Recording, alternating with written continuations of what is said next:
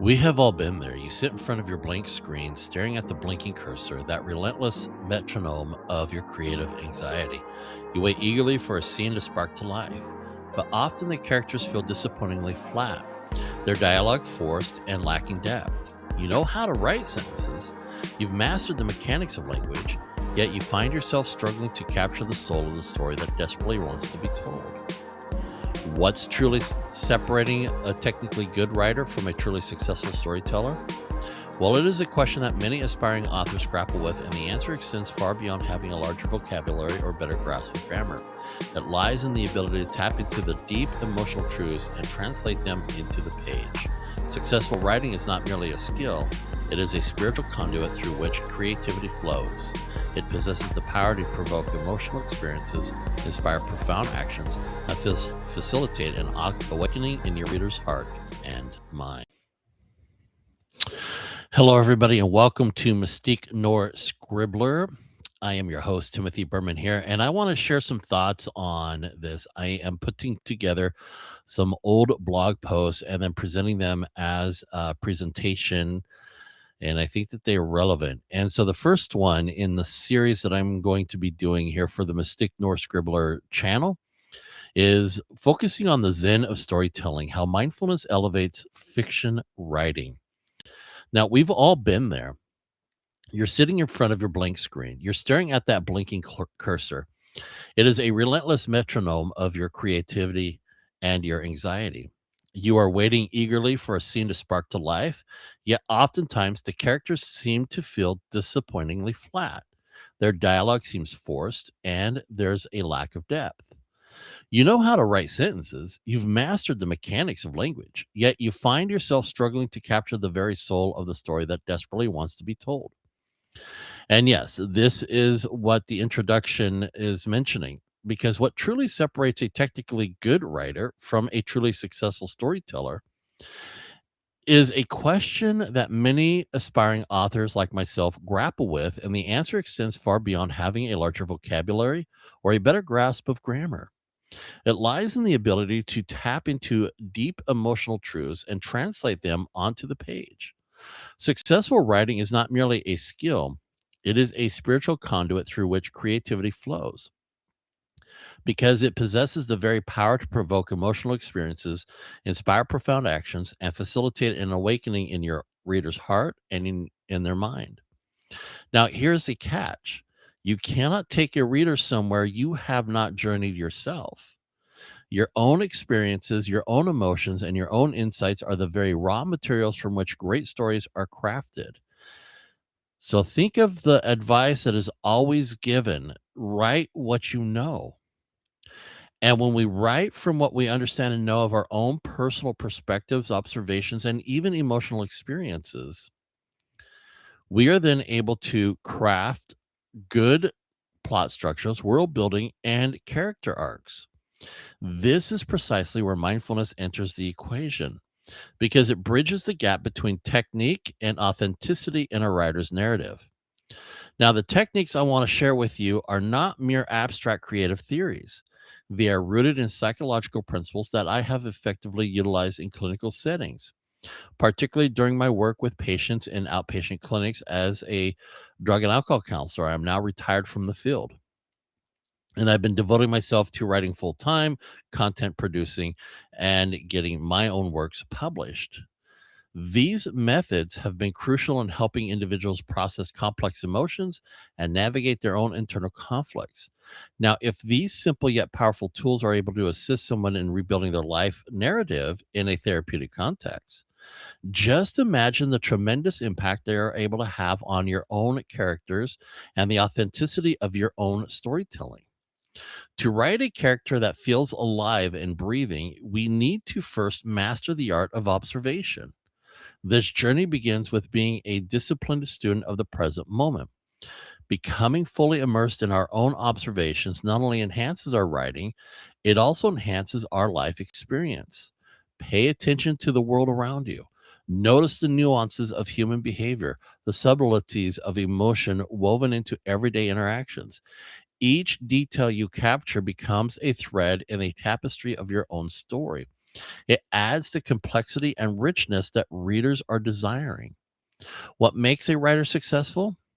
We often equate success with an impressive vocabulary, intricate plot structures, or even lucrative publishing deals. The truth is that true success starts from within. It stems from a deep understanding that writing is a vital life skill, an empowerment that allows us to express our ideas, our passions, and fears convincingly. Beyond skill, however, writing is fundamentally a passion for sharing stories. We write to provoke emotional experiences, to spark spiritual awakenings, and to bring people to action or awareness. Each story is an opportunity to connect deeply with others, to offer insights, and to create a space for conversation and understanding. So, how do we bridge the gap between technical skill and emotional resonance?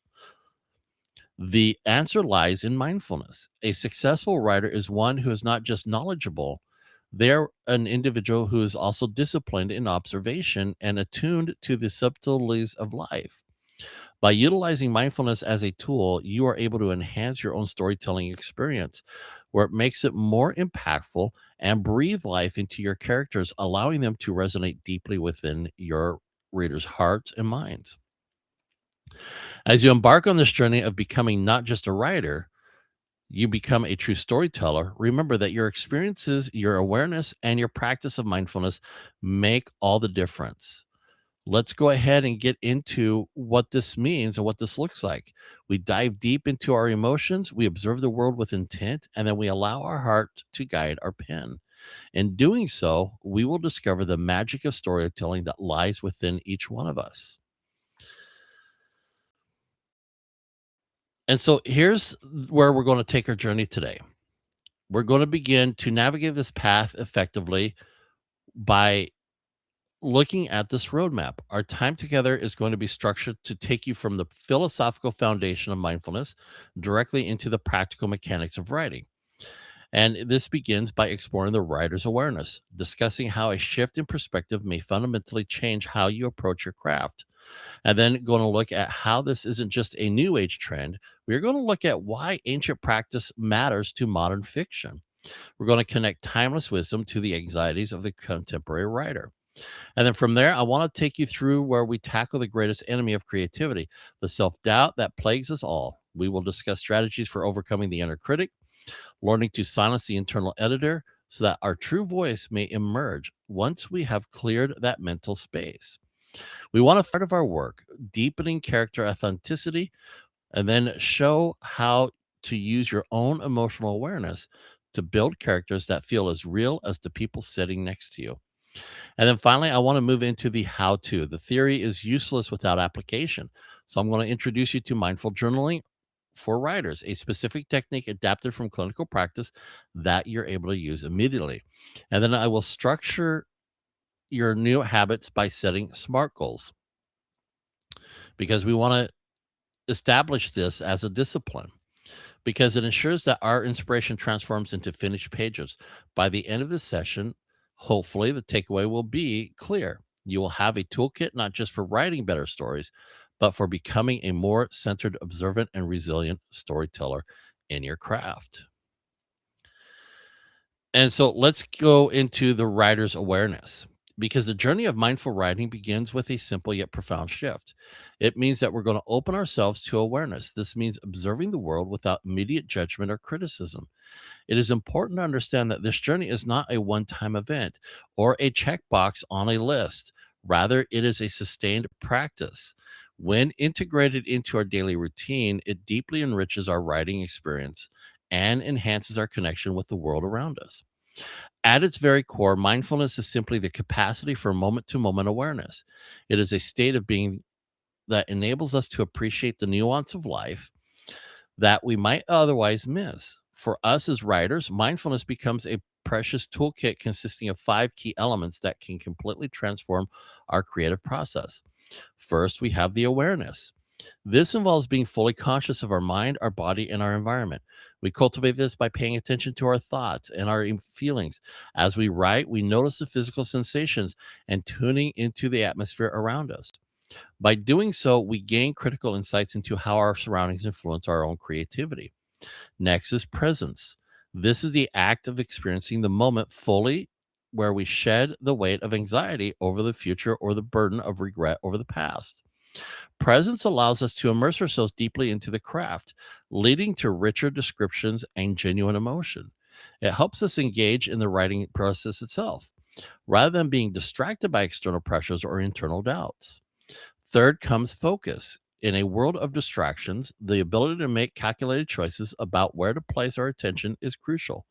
Mindfulness sharpens this focus, allowing us to hone in on specific ideas, themes, or words that resonate most with our message, ensuring our writing flows with clarity and purpose. Fourth is embodiment. This is the synchronization of mind, body, and spirit. When we engage fully with our practice, we tap into a deeper well of creativity. This alignment helps us convey emotions more authentically, because we are allowing ourselves to connect with our readers on a profound visceral level. Finally, we have acceptance of self, acceptance of others, and the acceptance of the flow of life that fosters a sense of peace in our work. It allows us to embrace our unique voice, acknowledging our imperfections, and allows us to let go of the paralyzing fear of judgment. Acceptance also paves the way for creativity to flourish. As we learn to appreciate the journey of writing, with all of its ups and downs, we are cultivating these elements where we do more than just produce text. We are inviting our authentic voices to emerge, which leads to deeper connections with our readers and ourselves. Because mindfulness is often viewed through the lens of Buddhism, but it is, in reality, a universal ancient practice that appears in traditions all around the world. For instance, the biblical teaching in Matthew 6:34, to take no thought for tomorrow, underscores a similar call to mindfulness. It encourages us to focus entirely on the present moment, stripping away the distractions of past regrets or anxieties about the future. In recent years, modern science has stepped in to validate this age old wisdom with substantial data. Research now shows that mindfulness positively impacts our physical health, such as enhancing coping mechanisms for chronic pain and lowering blood pressure. Perhaps more importantly for us as creatives, it plays a critical role in mental health. It helps address issues like anxiety, depression, and PTSD by cultivating a non judgmental awareness of our very own thoughts. Engaging in these practices improves overall well being, enhancing emotional resilience, and fostering a greater sense of life satisfaction. But you might be asking, why does this matter for your novel? The answer is simple. A calm mind is poised to observe the world with greater clarity and depth. As Sean Radcliffe aptly notes, observation is the work of writers. Clear observation is the work of creative writers. When we strip away the noise and the clutter of daily stressors, we unlock the ability to perceive the subtle nuances and intricate details that breathe life into our narratives. Writers who practice mindfulness are better equipped to capture the essence of their characters and settings. They notice the things a distracted mind misses: the fleeting expression on a character's face, the vibrant colors of a bu- bustling marketplace, or the poignant silence following a dramatic revelation. This heightened observation not only enriches your writing, it deepens the reader's experience, drawing them into a world that feels authentic and immersive. By embedding mindfulness into your process, you create stories that resonate emotionally, leaving a lasting impression on your readers' hearts and minds.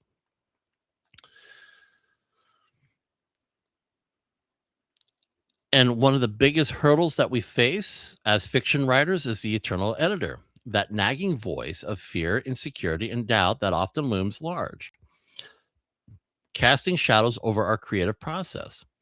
We have all felt it, that paralysis of self criticism that stifles inspiration and prevents us from producing our best work.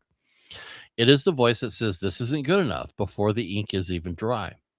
Leah McClellan at Simply Writing points out that mindfulness serves as a powerful tool in combating this internal critique.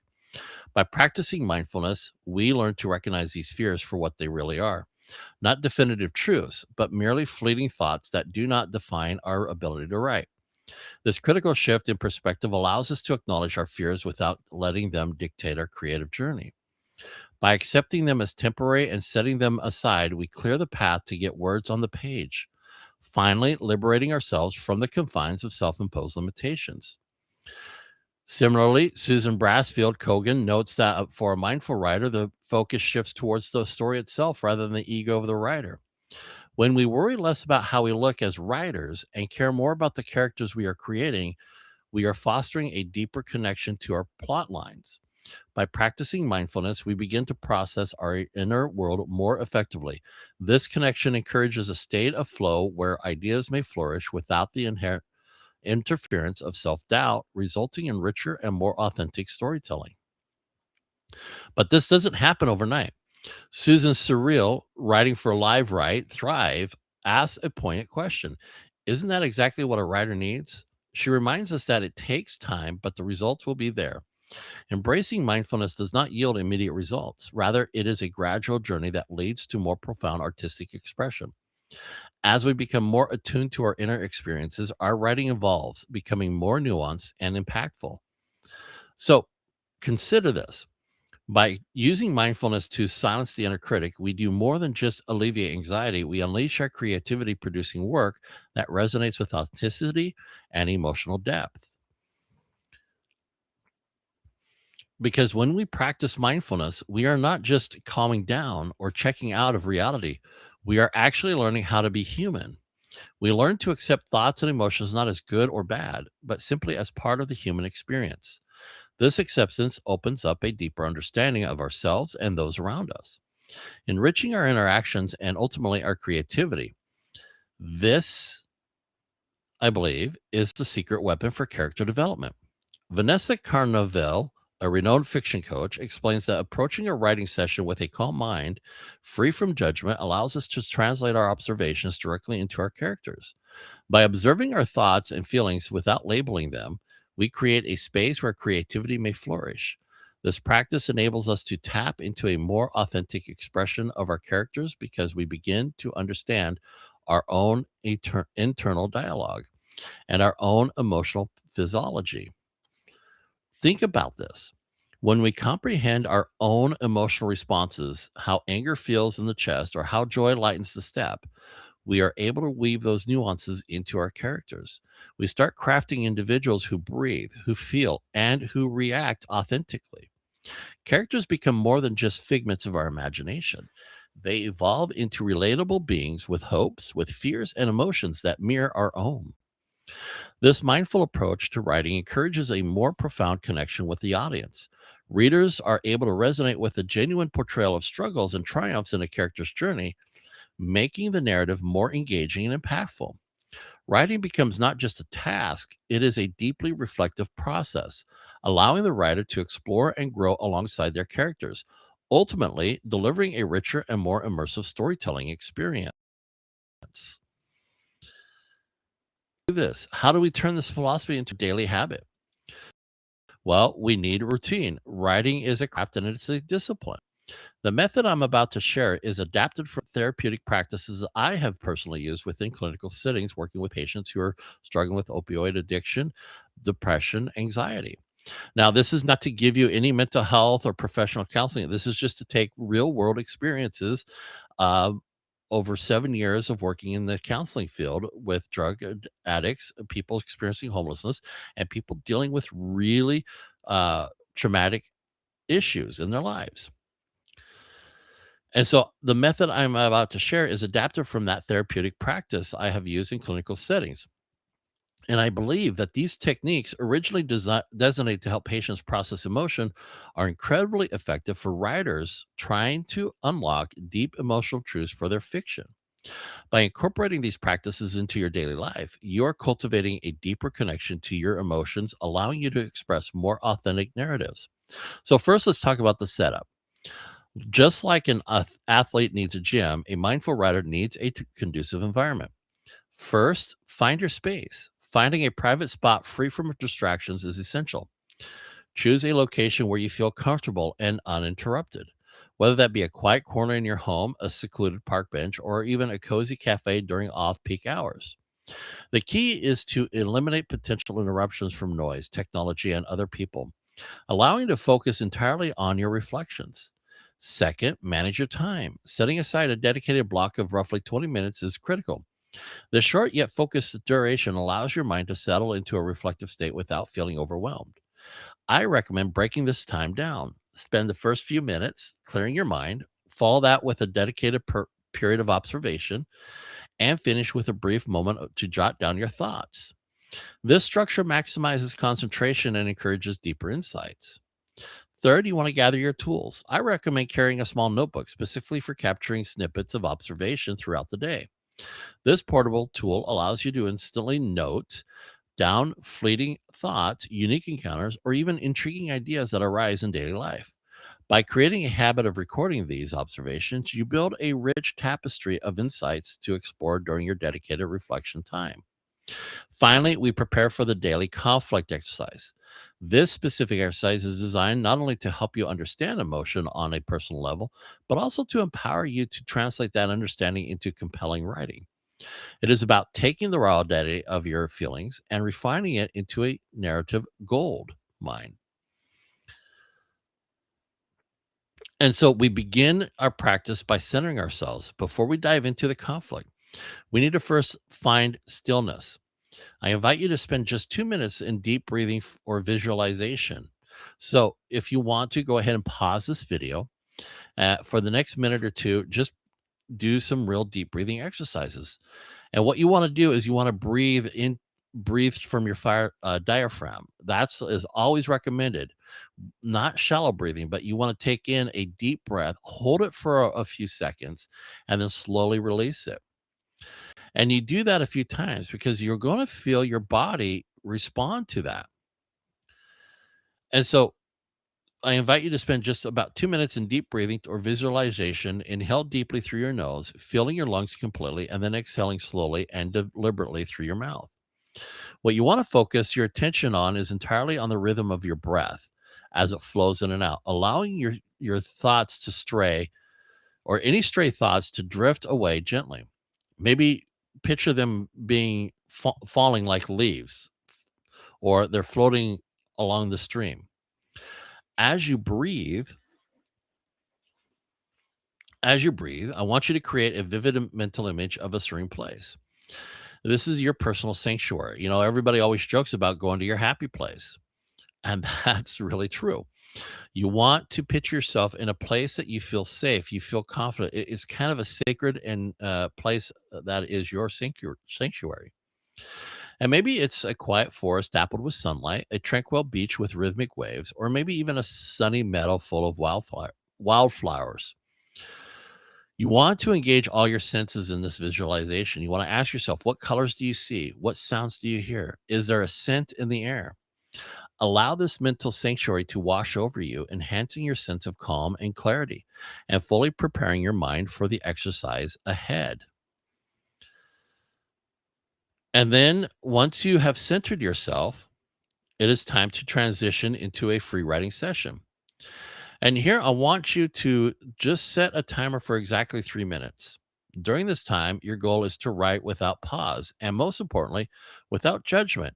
Write whatever comes to mind, whether it is deep feelings, fleeting memories, or completely random musings about your grocery list.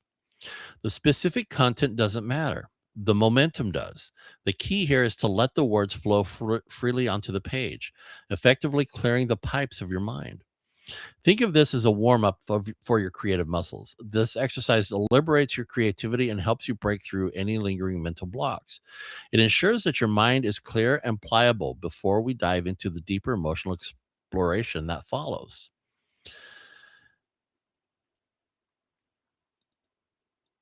Because we want to then shift our attention from the general flow of thoughts to a singular point of tension, a specific conflict. This is where we stop skimming the surface and we start diving deep. I want you to identify one specific issue. This may be a personal problem that you're currently grappling with in your own life, or it could be a major challenge that your character is facing in your draft. It doesn't matter what you choose because the emotional mechanics are the same. So take a moment to think deeply about this conflict and the specific emotions that it evokes. Don't just look at the event, look at the impact. Ask yourself, what are the stakes involved? What is actually at risk here? Is it a relationship? Is it a reputation? Is it instinct and survival? Is it safety? If the conflict goes unresolved, what is lost? You want to also determine why this conflict is significant. The reason this matters, because this step is crucial because it provides the emotional foundation that will inform every detail of your writing. If you don't feel the weight of the conflict, your reader's certainly not going to feel it either. When you identify the stakes and the significance, you are creating the fuel that will drive your narrative forward. And once you have identified the conflict, we move to the most critical step in bringing it to life. We describe the physiology. When discussing the conflict, what I'm asking you to do is to banish generic emotional descriptors from your vocabulary. Words like angry, sad, or nervous are merely labels. They tell the reader what to think, yet they don't actually help them experience the emotional depth of those. Instead, delve into the detailed descriptions of the bodily sensations that accompany those emotions. And so this requires performing a body scan on yourself or your character. Is your chest tight, as if gripped by a rested vice? Are your hands shaking uncontrollably, or are your fists clenching so hard your knuckles turn white? Maybe there is a cold knot forming in the pit of your stomach, or a flush of heat rising rapidly into your cheeks. This is the practical application of the golden rule: show, don't tell. By describing the physical manifestations of emotion, we trigger a visceral response in your audience. You invite your readers to experience the emotions alongside your characters, where they then feel the same rapid heartbeat and shallow breath, creating a connection to the story that is far deeper than any generic adjective could ever achieve. And then you want to analyze the internal dialogue. Because now that we have explored the physical manifestations of conflict, we move inward to the psychological. As you reflect on the conflict, take the time to analyze the internal dialogue that is at play. We often think of dialogue as what characters say to each other, but the most important conversation is the one that's happening in silence. It's the one that's happening in our head. So ask yourself, what specific thoughts are racing through your mind or your character's mind in this moment of crisis? Is it a chaotic stream of panic? Is it a cold, calculated plan? Or is it a loop of self doubt? Don't just summarize it, listen to the exact words. Now, these words are very telegraphic when you get into this. However, we need to go deeper than just the surface noise. We need to identify the architecture beneath those thoughts. Are there specific beliefs or assumptions that influence this dialogue? For example, if a character thinks, I can't trust him, is that based on the immediate situation, or is it a deep seated belief that no one can be trusted? Well, you want to write these down. We want to understand this internal narrative as being a vital piece of the puzzle because it provides the map to your character's motivations and emotional triggers. It actually explains the reason they do what they do, where it turns arbitrary actions into inevitable psychological consequences. And then finally, we arrive at the resolution of the exercise. We review the action. This is where we look at the tangible outcome of the internal conflict. We want to ask ourselves how you or your character responded to the pressure. Was the behavior reactive or was it responsive? When we understand the difference between these two, it becomes vital for creating characters who possess depth and agency. A reactive behavior is impulsive. It is a knee jerk reaction born under stress, often driven by the primal fight, flight, or freeze mechanism. In fiction, this usually manifests as shouting, fleeing, or lashing out, actions that tend to escalate the conflict rather than solve it. On the other hand, a responsive behavior is measured. It is a choice shaped by careful consideration and aligned with the character's deeper values or long term goals. Analyzing this distinction sharpens our awareness of our own emotional responses, yet more importantly, it enhances our ability to portray authentic character arcs. In many great stories, a character's growth is defined by their journey from being reactive, controlled by their circumstances, to being responsive, taking control of their destiny. By reviewing the actions, we ensure that every move our character makes is earned, authentic, and psychologically consistent.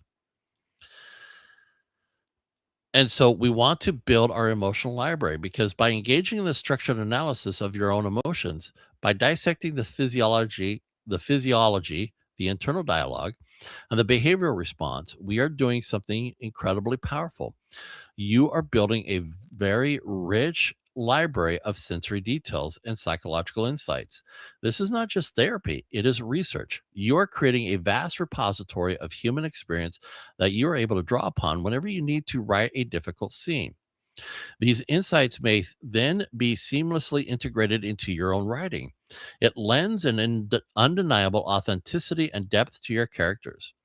When your character feels fear, you won't just say that they are afraid. You will give them the specific physical symptoms you discovered in your own reflection. When they are conflicted, you will give them the complex, contradictory internal dialogue you observed in your own mind. Remember, writing is much more about exploring the human experience as it is about the words themselves. The mechanics of grammar are just the vehicle, the understanding of emotion is the fuel. What I am encouraging you to do is to embrace this journey of self discovery. Allow your understanding of your own heart, infuse your storytelling, and watch as your fiction transforms from simple entertainment into something that truly resonates. And to truly understand how this process works, let's look at a practical example, some examples from my own writing. Now, I've taken some works in progress, a couple that have already published, one I'm working on that's rewriting, and then other two others that are a work in progress. So to truly understand how this process works, let's look at a practical example from my own writing. I want to introduce you to James Sprague. In December 2006, I published my book, Morning Ellen. It is under a rewrite right now because it's going to be relaunched here in March 2026. And James Sprague, who is the protagonist of my novel, Morning Ellen, is a man defined by his moral character, yet he is also a man drowning in grief. He is dealing with the death of his wife and the complex, painful reunification of a lost daughter.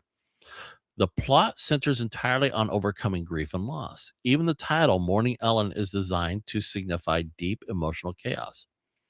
However, James Payne didn't just appear out of thin air. It wasn't a Google search on stages of grief. It was excavated from my own life. I used because of the specific emotional physiology I personally experienced during a period of personal parental alienation and the ending of an intense romantic relationship. I took that crushing feeling of abandonment and that visceral sense of being severed from somebody you love, and I translated it. I didn't write an autobiography. Instead, what I did was I took the very feeling of alienation and gave it to James as he struggled to reconnect with his daughter. I took the agony of the romantic breakup and transmuted it into the grief of a widower. By identifying the core emotions of my own struggle, I was able to construct James' persona with authenticity. His grief feels real because the seed of it was real. This is the power of the emotional library. When we take our own chaos and we refine it until it becomes the beating heart of our character's own personal journey.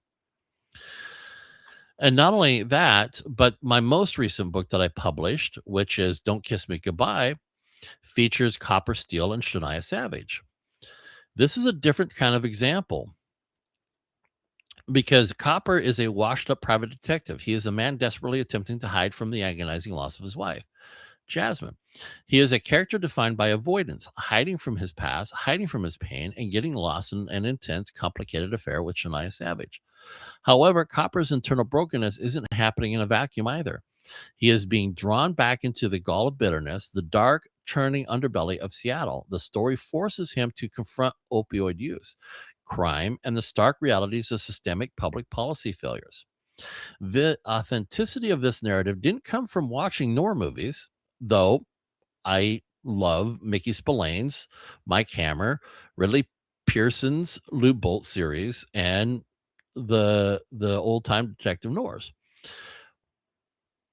However, it did come from mindful observation of the real world. I drew directly from my own observations and experiences with addiction, with homelessness, and the brokenness I seen day in and day out.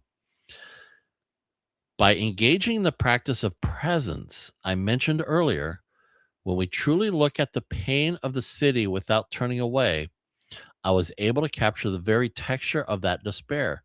I didn't just write about crime, I wrote about the specific systemic weight that crushes people like copper. This is how you use mindfulness to ground even the grittiest fiction in reality that resonates with truth.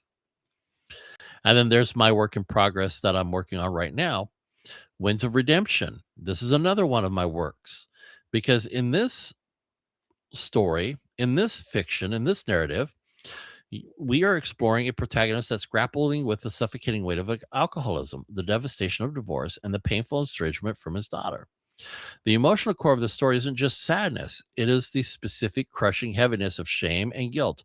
It is that feeling of waking up and not knowing who you are anymore. It is a struggle to find purpose and identity in the wreckage of one's own choices. This narrative was born from personal real world experiences, the struggle to find one's footing when the ground has fallen away. I tapped into that very real, very human desire we all have to overcome our past and restore the relationships we have broken. By using mindfulness to sit with these difficult emotions, by acknowledging the shame without letting it consume me, I was able to map the character's journey out of darkness. I was able to write authentically about this hesitation in his voice when he speaks to his daughter, or the specific texture of his regret, because I have observed those feelings in real world. Winds of Redemption shows us that when we are brave enough to face our own shadows, we are able to write stories that offer a genuine light to others. And then the last one that I'm working on is the glimpse into Lost Girls Eden's Descent. Now, this project kind of began with a simple what if question, okay? What would the what would the 1980s movie The Lost Boys look like if we imagined it with a widower father with three daughters? And rather than just a genre retread, I viewed this story through the specific cultural lens of the Latter day Saint or Mormon faith. The story centers on Eden Hale, a rebellious teenager who is struggling to navigate the devastating loss of her mother while simultaneously experiencing a profound faith crisis. Opposite her is her father, a man who has forgotten his own identity, suffering silently in his grief, completely at a loss on how to save his family. While the premise is supernatural, the emotional architecture here is entirely personal.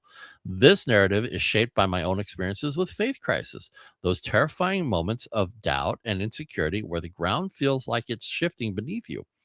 I am also using the heightened emotions brought on by real world death and loss to fuel Eden's descent. By mining these deep personal veins of spiritual uncertainty, I am able to ground the fantasy elements into a sense of reality that is both raw, honest, and heartbreakingly human. And so, what does this mean? How do we tie this all together? As we reach the end of our session, it is time to tie all these threads together. We have discussed the ancient roots of mindfulness, the science of the brain, the silencing of the inner critic, and the practical exercise of journaling. But what does this actually do for you, for your book, for your writing? Mindfulness is the catalyst that hopefully moves your writing from two-dimensional expository narration to a three-dimensional immersive experience. Without mindfulness, we often default to telling. We give the reader a flat list of facts about a character's sadness or a setting's gloom. We stay on the surface because it is safe. But when we apply mindfulness, when we use that tool of deep observation and emotional grounding, we are crossing a bridge. We stop merely describing the world and we start inviting the reader into it. We don't just say a character is rebellious like Eden Hill. We show the specific vibrating tension in her silence. We don't just say a detective is broken like Copper Steel. We let the reader feel the grit of the Seattle rain and the weight of his grief. This is the ultimate goal, to move beyond being a narrator who explains things to becoming a creator who invokes emotion. Mindfulness grounds your world building in sensory reality. It deepens your character's development with psychological truth, and ultimately, it forges an unbreakable connection between you, your characters, and your reader. You're no longer just writing words, you are creating a shared experience. And so here's the transformation. This is going to be, I just put this together because to show you how this works. Because what does this actually look like on the page? Here is a concrete example of how we move from a flat two-dimensional description to a three-dimensional immersive experience. On the left of the slide, you have the tell. It reads, he walked into the bar, sat down, and ordered up a drink. He was full of anger and shame. This conveys information. We know where he is and roughly how he feels. The question is, do you actually feel it? No, because it's clinical. It just narrates. It is, in a sense, a police report. It lacks this physiology and the internal chaos we discussed earlier. Now look at the transformation on the right. Mitchell York stumbled through the door, barely able to keep his balance. Immediately, we have a physiology. He isn't just walking, he is physically unstable. He slammed his fist onto the counter, causing the glasses to jump as if startled. Now we have action and impact. His internal state is affecting his physical environment. We also get a glimpse of his internal dialogue. His anger boiled, percolated, and to hell with her. We see the specific thought process driving the emotion. We even get a cultural touchstone with the Charlie Daniels lyric, sitting on a bar stool, acting like a darn fool. That's what I'm doing today. This tells us exactly how he views himself in the very moment, pathetic and self aware. Finally, we don't just say he felt shame, we describe the sensation, the shame, the guilt, suffocating, drowning in whiskey. This is the power of mindful writing. We took a generic angry man in a bar and turned him into Mitchell York, a man stumbling, slamming, suffocating, and drowning.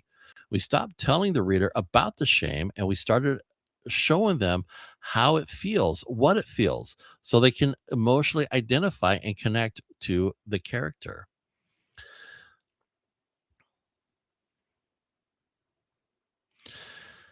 And with that, I want to leave you with this because we want to become smart writers.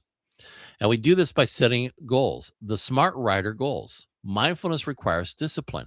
It is one thing to have the intention to write, it is another thing to entirely have the discipline to finish. To ensure you are applying these mindfulness techniques to a finished draft rather than just a daydream, it may be immensely beneficial to utilize SMART goals. This framework does more than just organize your schedule. It clarifies your intentions, gets you to write with disciplined purpose, because it provides a structured, sanity saving way to track your progress as you embark on your own writing journey. So, I'm going to start with a vague goal, something like, I want to write a book. Now, that's noble. That goal is overwhelming and it's undefined. Instead, consider breaking it down into actionable components. First, make it very specific. Instead of saying a broad statement of, I want to write a book. So instead of a broad statement, define a very clear target like, I want to write the first three chapters of my mystery novel. Next, make it measurable. You need to evaluate your progress. So give yourself a number. I will write 500 words per day. This allows you to track your daily output and maintain motivation. And then you ask yourself if it is achievable. Do you actually have the time? If the answer is no, then you must create a strategy such as, I will wake up 30 minutes early each day to focus on my writing. Ensure the goal is relevant. Does a specific task support your long term desire to be a published author? Finally, make it time bound. With a goal without a deadline is just a wish. You want to create urgency by saying, I will finish these chapters by October 1st. By utilizing this framework, you harness the power of mindfulness to enhance your productivity, cultivating a deeper connection to your craft and leading you closer to the fulfillment of your dreams of being a successful writer and published author. And what is the overall takeaway here? Because writing is not just about typing, it's not about pen to ink to paper. It's not about fingertips happily tap dancing across the keyboard.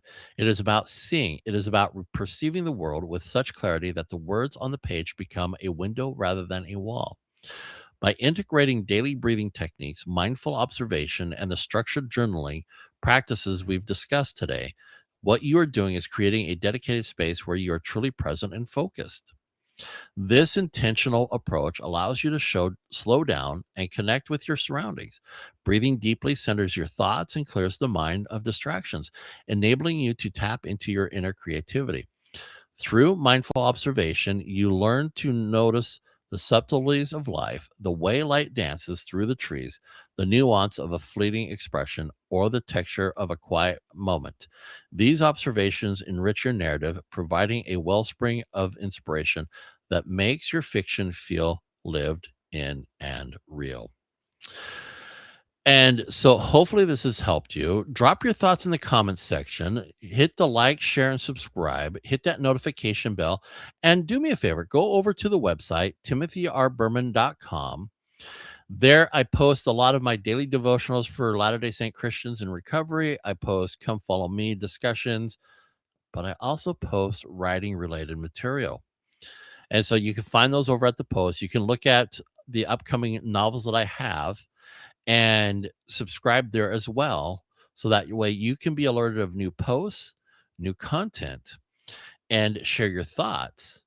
And as always, continue to be mindful, to be observant, to be aware, and then be able to translate that into your own story, into your own narrative, in order to make rich, emotionally depth characters that readers are able to identify with and connect with and relate to.